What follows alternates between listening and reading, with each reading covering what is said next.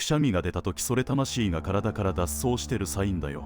誰かに噂されてるなんて笑ってるとマジで命落とすよ。結論、くしゃみは鼻から魂が飛び出す超危険なバグなの。昔の人はくしゃみの衝撃で魂が抜けて死ぬと本気で信じてた。だからくしゃみをした瞬間にくすえ命長かれと唱えた。英語のゴッド BLESS ユーモア、実は魂を戻すための呪文なんだ。噂話どころか体の中が空っぽになる一歩手前の緊急事態。次にくしゃみが出たら自分の魂が逃げないように気をつけて。みんなの周りにある不思議な迷信コメント欄で教えて。